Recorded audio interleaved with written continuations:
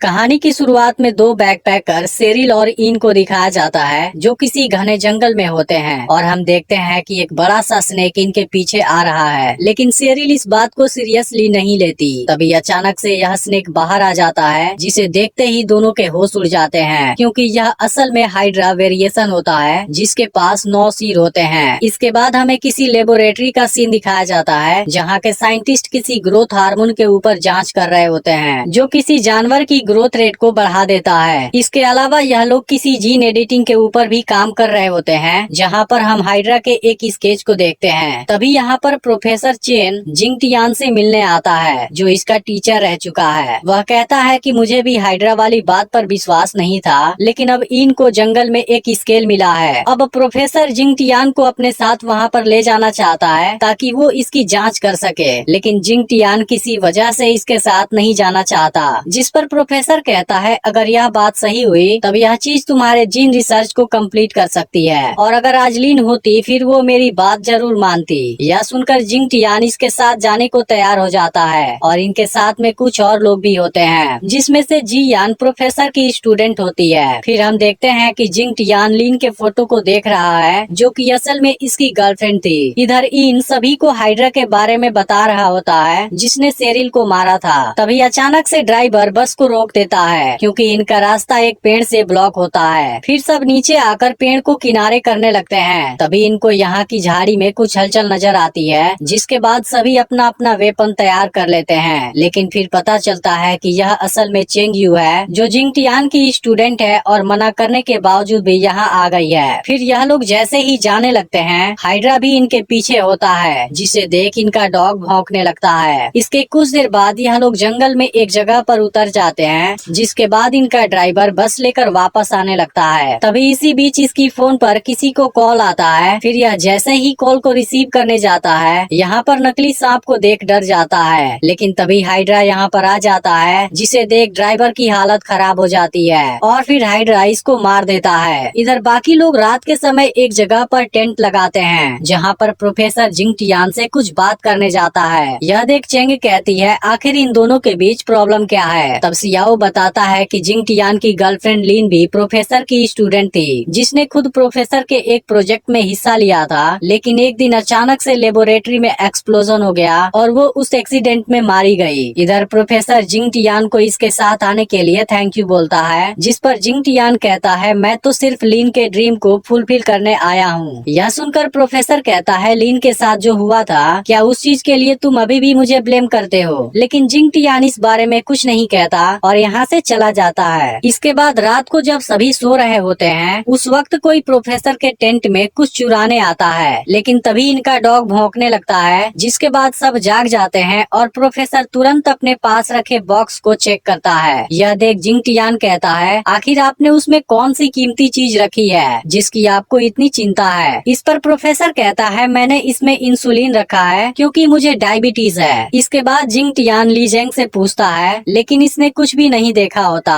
तभी yuan dog को free कर देता है जो काफी डरा होता है और जंगल में चला जाता है। तभी इनकी नजर पेड़ पर लटके सेरिल के ड्रेस पर जाती है और यह लोग सेरिल को खोजने निकल जाते हैं, लेकिन काफी समय बाद भी एक जैकेट के अलावा इनको कुछ नहीं मिलता। फिर सभी लोग वापस आने लगते हैं जिसके दौरान हाइड्रा इन पर नजर रख रहा होता है। तभी इसी दौरान सियाओ की बॉडी पर खून की कुछ बूंदे गिरती हैं जिसके बाद वो यहीं आसपास देखने लगता है और बाकी लोगों से अलग हो जाता है जिसका फायदा उठाकर हाइड्रा इस पर अटैक कर देता है। इधर सियाओ को गायब देख सभी परेशान हो जाते हैं और फिर तुरंत उसे खोजने जाते हैं। तभी चेंग को सियाओ की बॉडी पेड़ के पीछे नजर आती है। इसे लगता है कि सियाओ इनके साथ मजाक कर रहा है, लेकिन इसकी बॉडी में सच में पॉइजन फैल चुका होता है जिसे देख सब काफी डर जाते हैं। लेकिन अगले ही पल हाइड्रा भी इसकी बॉडी को पकड़ लेता है और खींचने लगता है। फिर यह लोग सियाओ की बॉडी को खींचने लगते हैं और ली जेंग हाइड्रा पर लगातार फायरिंग करने लगता है। यह देख अब हाइड्रा तुरंत यहाँ से भाग जाता है, लेकिन अब सियाओ की जान नहीं बच पाती और यहाँ से इनको हाइड्रा की स्किन मिलती है। तभी प्रोफेसर भी जी यान के साथ यहाँ आ जाता है और हाइड्रा के इतने बड़े स्किन को देख हैरान होता है। तभी जिंगटियान अगले दिन यहाँ से निकलने का डिसाइड कर लेता है क्योंकि यह खतरा इनके उम्मीद से ज्यादा बड़ा है। लेकिन प्रोफेसर इस चीज के लिए तैयार नहीं होता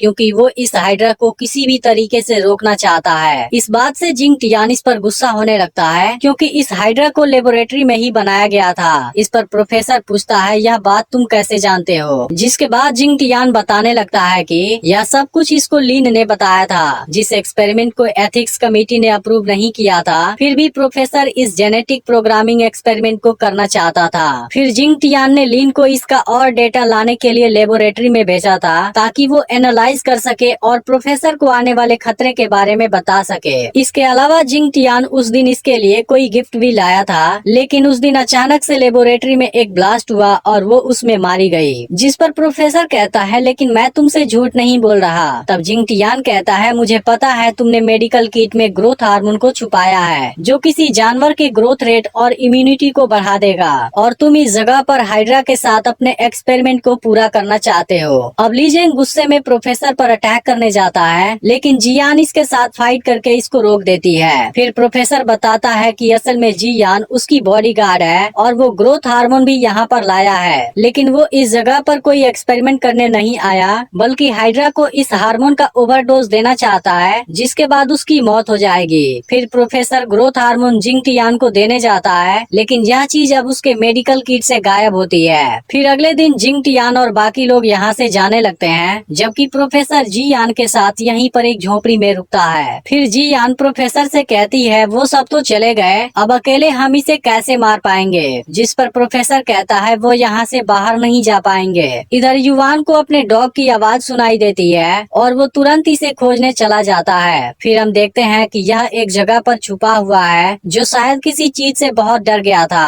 अब युवान किसी तरह से इसको बाहर निकालता है, लेकिन तभी हाइड्रा यहाँ से गुजरता है, जिसके बाद डॉग उसके पीछे चला जाता है। लेकिन अब युवान का बैग झाड़ी में फंस जाता है, जिसके बाद वो अपनी गन तक नहीं पहुँच पाता और हाइड्रा इसके डॉग को मार देता है। इसके बाद यह युवान की तरफ भी आने लगता है, लेकिन तभी जिंग टियान यहाँ आ जाता है और इसे शांत हो जाने के लिए कहता है, क्योंकि सांप केवल इंफ्रारेड थर्मल रेडिएशन को सेंस कर पाते हैं। इसके बाद युवान भी फ्री हो जाता है और हाइड्रा को मारने उसके पीछे चला जाता है, लेकिन फिर अगले ही पल वो इस जगह से नीचे गिर जाता है और इसकी मौत हो जाती है। यह देख जिंग टियान को शक हो जाता है कि हाइड्रा ने इसे जानबूझकर नीचे गिराया, जिस पर लीजेंग कहता है यह तो एक सांप है, यह इतना स्मार्ट नहीं हो सकता। तब जिंग टियान समझाता है कि एक साइंटिस्ट जेनेटिक प्रोग्रामिंग से किसी भी जानवर को जैसा चाहे वैसे बना सकता है, और इस हाइड्रा के साथ भी वही किया गया है। फिर जिंग टियान प्रोफेसर की बात याद करता है, जिसने बताया था कि किसी ने मेरे एक्सपेरिमेंट को चुराया है और अब वो ग्रोथ हार्मोन को भी चुराना चाहता है, ताकि वो इस जंगल में हाइड्रा पर अपना एक्सपेरिमेंट कर सके, और जो भी है वो हमारे बीच से ही कोई है। इसके बाद जिंग टियान झूठ बोलता है कि मेरे पास ग्रोथ हार्मोन की दूसरी बोतल है, जिसे मैंने ट्रैंकुलाइजर वाली गन में रखा है। इसके बाद यह लोग एक जगह पर पानी पीने रुकते हैं, जहाँ इन चुपके से जिंग टियान की गन लेने जाता है, लेकिन अब जिंग टियान इसको रंगे हाथों पकड़ लेता है और समझ जाता है कि यही इनको हाइड्रा को मारने से रोकना चाहता है। अब जिंग टियान तुरंत इसे प्रोफेसर के पास लेकर आ जाता है, जो समझ जाता है कि इसने जानबूझकर इनको यहाँ पर बुलाया ताकि वो इनसे ग्रोथ हार्मोन ले सके। फिर प्रोफेसर जिंग टियान से हाइड्रा को मारने की बात करता है, जिस पर जिंग टियान कहता है लेकिन अब तो हमारे पास ग्रोथ हार्मोन भी मौजूद नहीं है। इसके बाद प्रोफेसर समझाता है कि हाइड्रा के पास 9 सिर होते हैं, अगर उनमें से एक भी जिंदा रह गया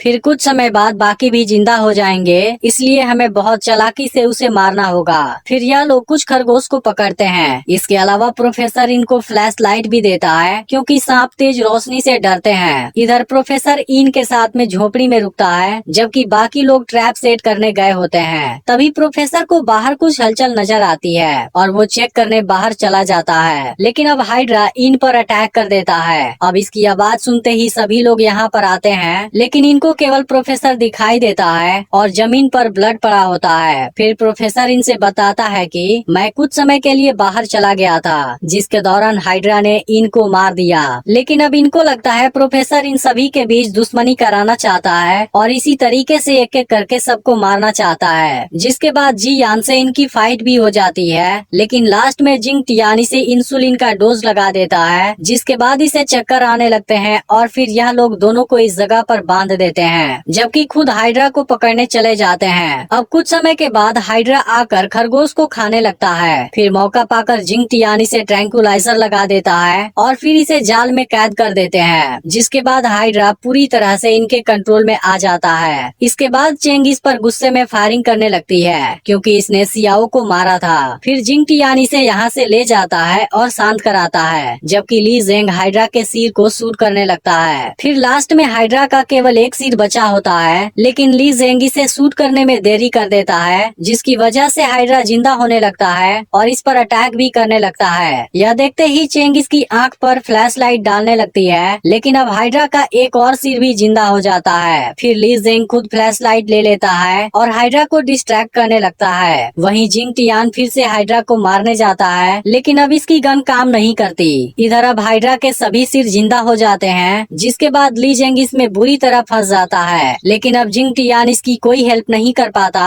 और हाइड्रा इसको मार देता है, जिसके बाद जिंग टियान और चेंग यहाँ से भाग जाते हैं। इधर जी यान अपना हाथ खोल लेती है और फिर प्रोफेसर को भी फ्री कर देती है। इसके बाद दोनों बाहर आने वाले होते हैं, लेकिन अब हाइड्रा इनके सामने आकर खड़ा हो जाता है, जिसके बाद इन दोनों के होश गायब हो जाते हैं। वहीं जिंग टियान परेशान होता है क्योंकि इसे लगता है कि अब कुछ नहीं हो सकता, लेकिन तभी चेंग याद करती है कि उसने प्रोफेसर के कमर में कुछ नोटिस किया था, जो कि एक सैटेलाइट फोन हो सकती है। इसके बाद से दोनों झोपड़ी के पास आते हैं, जहाँ पर प्रोफेसर जख्मी हालत में पड़ा होता है। लेकिन अब जिंग टियान जैसे ही पीछे देखता है, इसकी हालत खराब हो जाती है क्योंकि इनके पीछे हाइड्रा होता है, जो जी यान को बुरी तरह से जकड़ा हुआ था। फिर यह दोनों प्रोफेसर के साथ यहाँ से निकलने लगते हैं, लेकिन तभी अचानक से सैटेलाइट फोन रिंग होने लगती है, जिसकी वजह से हाइड्रा इनको नोटिस कर लेता है। फिर तभी जिंग टियान देखता है यह तो इनकी कॉल है और अब इनको कुछ समझ नहीं आता क्योंकि वह तो मर चुका था। इसके बाद इन सामने आता है और हाइड्रा इसे कुछ नहीं करता। फिर यहाँ रिवील होता है कि इसने ही ग्रोथ हार्मोन को चुराया है, लेकिन इस चीज में वो अकेला नहीं है, बल्कि इसके साथ में कोई और भी है और उसने ग्रोथ हार्मोन को इसलिए चुराया है ताकि वो इसकी मदद से हाइड्रा का रिप्रोडक्शन करा सके। इसके बाद सेरिल इनके सामने आती है, जो असल में लीन है। अब इसे जिंदा देख जिंग टियान काफी हैरान होता है, लेकिन जब इसे पता चलता है कि यह भी इनके साथ में है, इसे बहुत बुरा लगता है। इसके बाद लीन रिवील करती है कि इसने लेबोरेटरी में अपनी झूठी मौत का नाटक किया था, क्योंकि प्रोफेसर एक्सपेरिमेंट को बीच में रोकना चाहते थे, जबकि यह इस प्रोजेक्ट को बिल्कुल भी बर्बाद नहीं करना चाहती थी। इसके अलावा जिंग टियान भी इस प्रोजेक्ट को रोकने के लिए इसका डेटा चाहता था। इसके बाद लीन जिंग टियान से कहती है, मैं अभी भी तुमसे उतना ही प्यार करती हूँ और मुझे इस एक्सपेरिमेंट में तुम्हारी जरूरत है। फिर जिंग टियान कुछ सोचता है और कहता है, मैं तुम्हारे लिए कुछ भी करने को तैयार हूँ। इसके बाद बताता है कि जिस दिन लेबोरेटरी में एक्सप्लोजन हुआ था, मैं उस दिन तुम्हें शादी के लिए प्रपोज करने वाला था। इसके बाद वो लीन को प्रपोज भी कर देता है, जिसे देख लीन बहुत इमोशनल हो जाती है और इसे एक्सेप्ट कर लेती है। लेकिन दूसरी तरफ चेंग बहुत दुखी होती है। लेकिन तभी हम देखते हैं कि जिंग टियान चुपके से ग्रोथ हार्मोन ले लेता है। फिर जब लीन को इस बारे में पता चलता है, वो बहुत ज्यादा गुस्सा हो जाती है। इसके बाद जिंग टियान इन को शूट कर देता है, लेकिन तभी लीन हाइड्रा से इन पर अटैक करने का ऑर्डर दे देती है, जिसके बाद हाइड्रा इन पर अटैक करना शुरू कर देता है। फिर जिंग टियान इसे किसी तरीके से रोकता है और बाहर भागता है, लेकिन तभी जिंग टियान और हार्मोन दोनों नीचे गिर जाते हैं। इसके अलावा यह खतरनाक हाइड्रा इनके सामने मौजूद होता है। अब लीन हार्मोन को लेने जाती है, लेकिन तभी चेंग इसकी बाजू में शूट कर देती है। अब इस बात से लीन गुस्से में हाइड्रा से इनको मार देने का ऑर्डर दे देती है, जिसके बाद हाइड्रा तुरंत जिंग टियान पर अटैक करने लगता है और चेंग को बुरी तरह से जकड़ लेता है। लेकिन इसी बीच लीन के जख्मी हाथ से ब्लड बाहर आने लगता है, जिसे देखते ही हाइड्रा अपना कंट्रोल खोने लगता है और अब लीन की तरफ अट्रैक्ट होने लगता है। इसके बाद लीन इसको समझाने की पूरी कोशिश करती है, लेकिन खून का प्यासा हाइड्रा अब कुछ नहीं देखता और लीन को जिंदा चबा जाता है। फिर जिंग टियान खुद को हाइड्रा के अटैक से बचाता है और इसकी बॉडी में हार्मोन इंजेक्ट कर देता है, जिसके तुरंत बाद हाइड्रा की मौत हो जाती है। अब कुछ देर बाद चेंग भी होश में आ जाती है और प्रोफेसर के साथ दोनों यहाँ से जाने लगते हैं। लेकिन तभी हमें इसी जगह पर हाइड्रा के कुछ अंडे नजर आते हैं, जिसमें से उसके बेबी भी बाहर आने लगते हैं। फिर पोस्ट क्रेडिट सीन में दिखाया जाता है कि ली जेंग अभी भी जिंदा है। फिर वो बाकी लोगों को खोजने की कोशिश करता है, लेकिन तभी इसके सामने एक बड़ा हाइड्रा आ जाता है, जिसको देखते ही ली जेंग की सांसें बंद हो जाती हैं। अब अगला वीडियो परसों अपलोड होगा, लेकिन अगर आपने पिछला वीडियो नहीं देखा तब लेफ्ट वाली वीडियो पर क्लिक करके उसे जरूर देख लेना।